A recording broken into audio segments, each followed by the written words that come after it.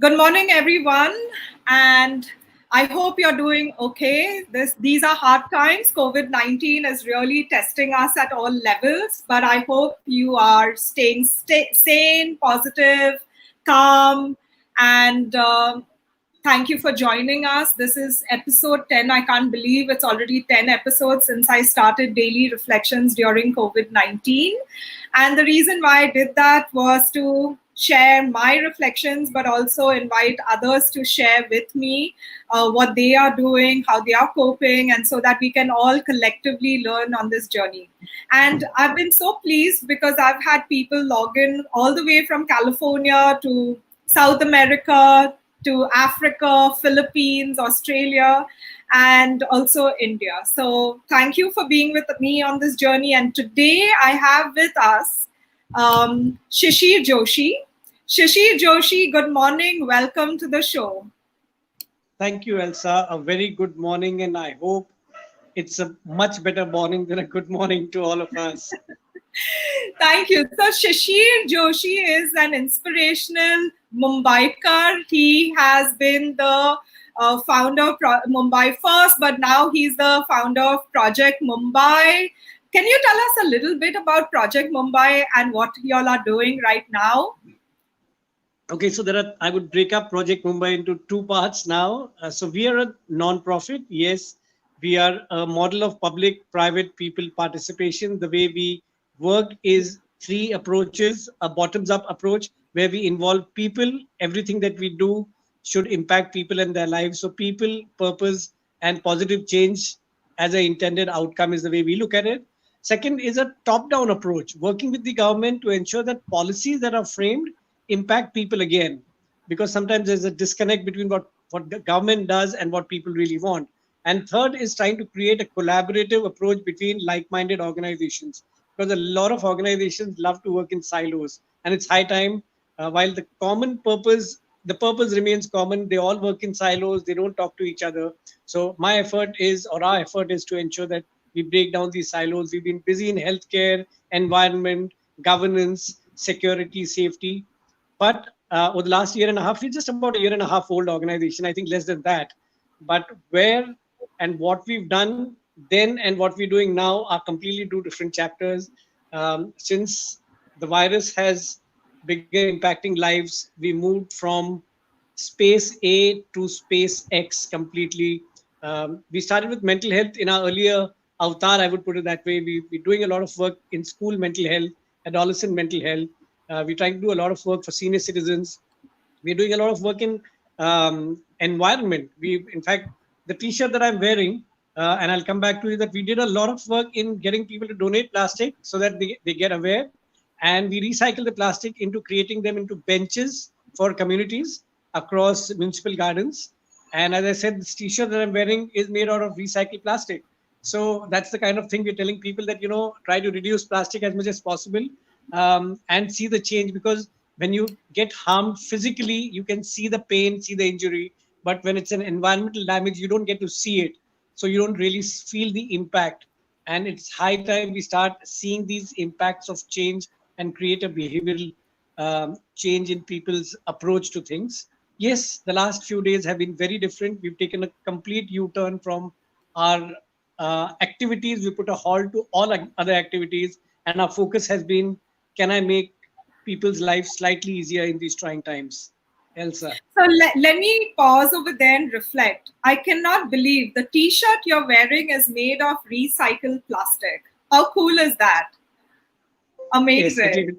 Yes, it is. And I wish I could turn around and show it, but what we've done is try to create a message behind it, that I was once a plastic bottle. And so it becomes a great message to people as well when they're looking at it, because rather than fancy messages about some sports star, some cricket game, some football passion, if I can carry a message across wherever I'm walking, that's more likely to cause a behavioral change to people to say, can I just touch and feel if it's really plastic?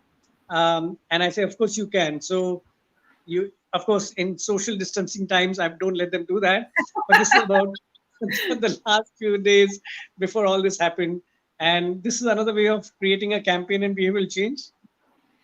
And before the crisis hit us, I did see on your Facebook, and I heard from different sources about those plastic benches. Can you just share a little bit about those plastic, the benches that you were saying that are placed in the gardens and made of recycled plastic? Can you tell us So, what got you into that and how did you go about it?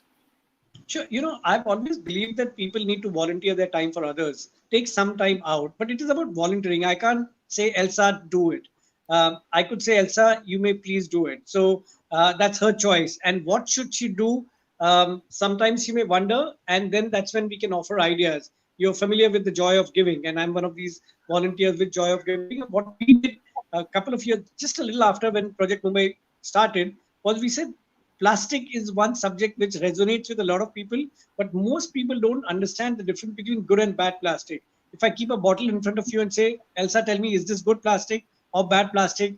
I don't know about you, but I may not be able to differentiate that. And then we said, okay, I'm not here to tell you good and bad plastic, because plastic, some of these things are important in our lives, but can we reduce the usage? So how do I do that? We urge people to just to donate, give away your plastic. And so give away and do what? Where do we give it away? We said, you decide to give it away. We'll pick it up from your doorstep. And we created a doorstep pickup. We had close to 85,000 in year one, 2018. And we had close to 125,000 people of Mumbai who donated plastic in October 2019. I must share that this got us into the Limca Book of Records for one of the largest environmental volunteering initiatives. And when this plastic came in, the question that people would ask is, what are you going to do with my plastic? People gave away spoons, and we had a large mechanism in place for this, largely volunteer driven. And we felt that it's a plastic given by people. So the spoon, the bucket, the mug, the bag that you have donated, I don't want to make money out of it, and I'm not going to recycle and give it to you as an individual. Can I use it for a community? And what better use than a bench? Because Mumbai has a space crunch. People need space to just sit and rest their bones sometimes. Senior citizens, children, when they are in parks. So if I could make a t-shirt out of it, it's likely for an individual use. But if I make a bench, more people are going to see it. More people who are needy are going to use it. And then they say, oh my God, the spoon that I gave away is now a bench in my park. So not only did we convert benches out of it, we made 60 benches, which are now in some of the municipal gardens. We got children who are from the local areas where the bench has been installed. We got them to paint those benches. So there's a sense of ownership that gets created. This bench, I painted it, so now we are going to take care of it. So very little defacing is likely to happen. This also a thought which emerged when about 3.5 years ago in my earlier avatar, I had got people to paint railway stations of Bombay. And these are very crowded spaces, and Mumbai has 40 odd railway stations, and I got people to say, can we do something different? And there's another organization called Making a Difference, and we got together and said, what do we do? So they had painted one station at one point, and I said, this time not one, can we do all? Because if I paint a Khar railway station, which is in the western suburbs, Dadar, which is further down, may not even know what's happened. If I paint a Mulund, then a Goregaon may not know what's happened. So we said, let's paint all stations. It sounded outlandish, a thought, but we spread the word out. You won't believe it. Close to 25,000 people came through social media, supported this initiative, and between 2nd and 8th of October, it was like a carnival, a festival of colors at different stations. We had art groups, design groups, people supplying food, people supplying paint, and in 7 days, we had 36 railway stations. But what we did then, and that's a learning I'm carrying always, created a sense of localized ownership. So if Elsa lives in Bandra and she wants to volunteer, I'm not sending her to Dadar. I said, check out Bandra station. So that when she travels by the train every day, she's looking at that same station. She says, okay, this is what I painted. I'm going to keep a watch now. So next time somebody tries to spit there, she said, please don't spit. I've painted this. So there's a sense of ownership that happens. And which is what we're now trying to do. Is Bombay is a city which is geographically challenging. If I ask you to help out in, let's say, again, I give you a Bandra example, and I say, go to Churchgate, then you might say, travel is going to be trouble. Maybe I'll think about it. And you may want to, but you may not be able to help out. So even with Corona, that started off and that spread, we have an army of volunteers 99% of them I have never met, but they've supported me to say, I'd like to help. All I've asked for them is give me your number, tell me which location you're most comfortable with. So they've written out the numbers, the geography, and then we've mapped them out. And that's where my journey in helping out people this time started out. Elsa? Wonderful, wonderful. Shishir, I love this sense of community and the sense of community ownership. I am helping out in your initiative during COVID-19 called Yes. Khana Chahiye. And I am Yes. only doing a tiny bit of a large operation that today covers meals across Bombay for 30,000 plus people. Can you Yes. please tell us a little more about this new initiative during what is Khana Khana Chahiye, Chahiye. and Yes. how did you think about it? So, when Corona happened, the first thing was I'm part of the state and this municipal task force set up. So I did realize what the municipal administration was doing, and they were first step busy in the medical intervention and containment, which is natural. Um, and then we realized, having a link to communities and citizen groups, that there is a huge gap there. People are worried. So how do we manage that? And then we realized, Elsa, most of the kitchens in hospitals had shut down because the kitchens are run by people who may not be from Mumbai. They had gone back to their own townships. So doctors needed food. And the first thing that Project Mumbai had done was, before the doctors part came in, we started reaching out to senior citizens and people who were vulnerable because there was a lockdown. And these senior citizens were also vulnerable medically. So we said, please stay at home. My team of volunteers will reach out to you. We had created grocery bags for each one of them, 500 rupees and 1,000 rupee grocery bags. We created a least amount of physical touch mechanism. So if Elsa needed a grocery bag, she would reach out to my volunteer on our number and say, I'm stuck. This is my age. How do you help? If she's in car, then I would get my car team to say, call out and ask, you want a 500 rupee bag or a 1,000 rupee bag? Each of these bags had necessary ration, the dry grocery, and some vegetables to say 1 kg dal, 2 kg atta, and so on. And if she wanted more or they wanted more, they would choose the 1,000 rupee bag. They would make the payment. We'd drop it across to their house. From there, we realized that people need cooked food as well, and doctors needed that. And we began serving cooked food to about, now we're serving 1,500 doctors in some of the mainstream hospitals.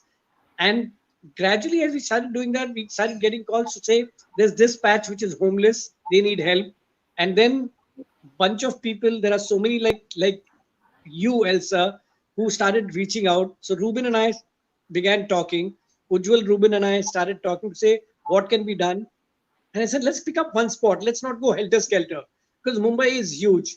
Pick up one space and again create a sense of ownership, but make it sustained. What's happening in Bombay is that people live in colonies. People are forced to remain indoors, so the highways are empty. Highways are where people, homeless people live, and their dependency is through arms from vehicular movement. Vehicular movement is close to zero now.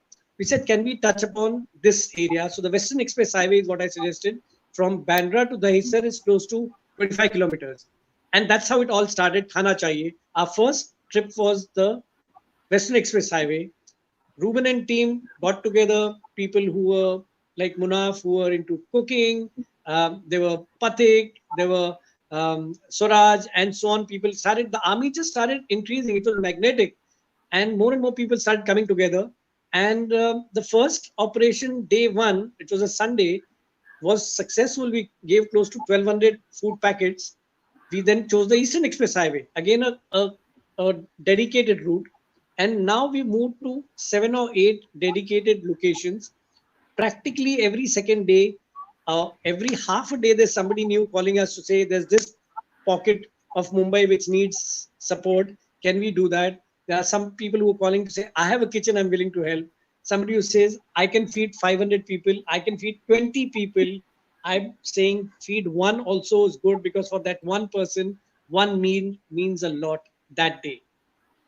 And I am witness to that because I got in touch. I mean, I'm a Rotary Peace Fellow, and there was Rotary I think the Queen's Necklace group that wanted to support, and Yes. they reached out and we connected, and now we have a Rotary kitchen and so on and so forth. And then others who need food have been reaching out as well. So you're doing a fantastic job, and I love the fact that you created a platform where several organizations can come together under one banner and contribute, because it's not possible for us to individually sometimes in a lockdown scenario do community work. So there's Supreet from my team who's managing the logistics. She's fantastic. Yeah, she's fantastic.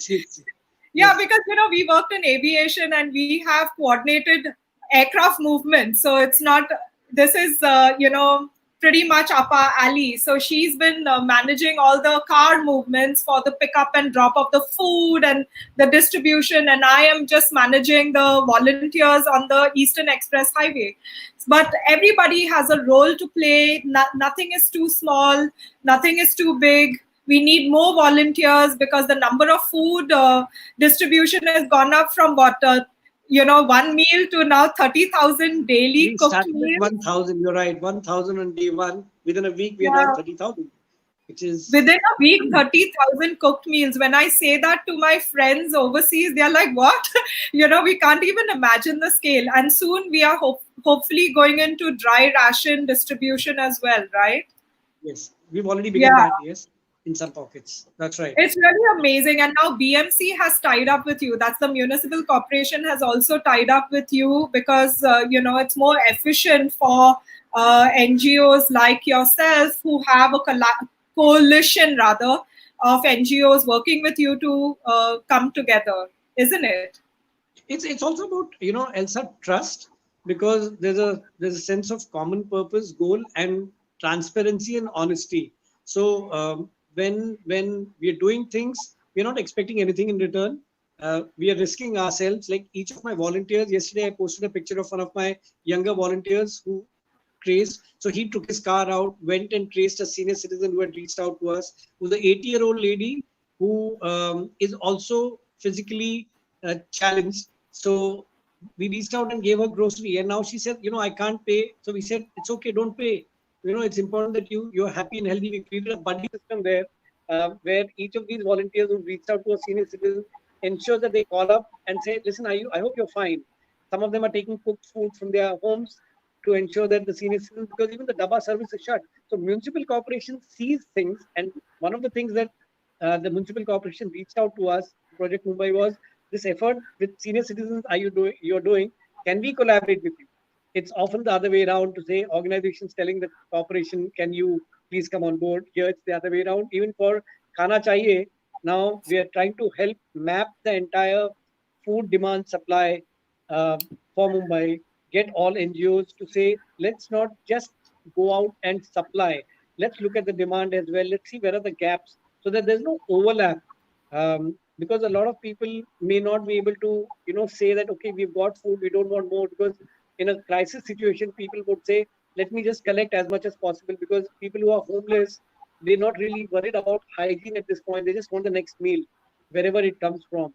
So we're trying to ensure that these gaps are sorted out and nobody sleeps hungry. That's very important. Yes, nobody sleeps hungry. That's very, very important. There are a lot of people in Mumbai who have no access to food or rations, so they need us to step up. And I can't hear you clearly, Elsa. Sorry. I said there's so many people in Mumbai who have absolutely no access to food or rations, and therefore it's very important that all of us do our bit. Some of us can go out as volunteers, and some people can give us money or even in kind donation. So I've put some links up, so please donate at Keto, and also check out Project Mumbai. And my last question, Shishir, is what keeps you going every day? How do you get that energy to do all this amazing work? I'm going to add two things. I know you said this last, but there's something else that we've tried out and started out among the various initiatives that Project Mumbai is doing. We've created a mental health helpline. Elsa, most of us don't realize that we're going through a lot right now, but we might see a cascading impact in the days to come. And right now, most people are stuck indoors, so they're stressed out. There are job issues, there are salary issues, health issues, loneliness, lots of things that are coming up. And what we did was we got close to 50 mental health trained professionals who've given their time again. And these details are there on our website, projectmumbai.org. You can call any one of them across 8 languages and reach out to them. And that's one of the things that we've done, which the municipal corporation has now partnered with us also. This is a pro bono service from 8 a.m. to 8 p.m. Reach out to them in case you need help. And this is what helped me going. There are so many good people everywhere. I always believe there is a good bone in everyone. And I'm just fortunate enough, lucky enough to be in a place where I can join these dots and create a kind of a design. And maybe sometimes I say that I'm really doing nothing. It's everybody else doing a lot of work, and maybe I'm sitting here and giving these interviews or having conversations. But it's really fun knowing so many good people in the last um, 1 week, 10 days, 15 days. I think I've lost count every morning. Multiple times during conversation, somebody says, can you do this by Thursday? And I said, okay, let me come back. What day is it today, by the way? So I lost track of what day is it. But one has fallen in love with so many good people around all the time because there are so many fantastic people and that's great energy. And maybe that really rubs on to me every time I start thinking of something new because anybody who calls says, can we do this? And my first response to them is, absolutely. If there's a problem, there has to be a solution. And it's possible somebody or the other does have a solution. All I need to do is pick up the phone and reach out. So that's where we are. That's where Project Mumbai is. We care for people and we are going to be there. Thank you so much, Shishir. I know you're very busy. Project Mumbai is the essence of Mumbai itself, the sense of community. We always step up for each other. We come together in times of crisis and help everyone. So if you need help, get in touch with Project Mumbai. If you can volunteer, get in touch with Project Mumbai. If you can donate, you can also donate at the Keto link for Project Mumbai. And we are serving 30,000 meals every day. And this is in 7 days. So thank you, Shishir, very much. Thank you. Have a wonderful day. You too have a wonderful day and stay in touch. And for everybody else, I'd just like to say this too shall pass, but stay home, stay safe. Please. This is time. There are people who are out there. They are out there so that we can be indoors and we can be safe. So just respect their effort. Stay home, stay safe, and join me tomorrow morning at 10 a.m. Thank you. Have a wonderful day. Bye.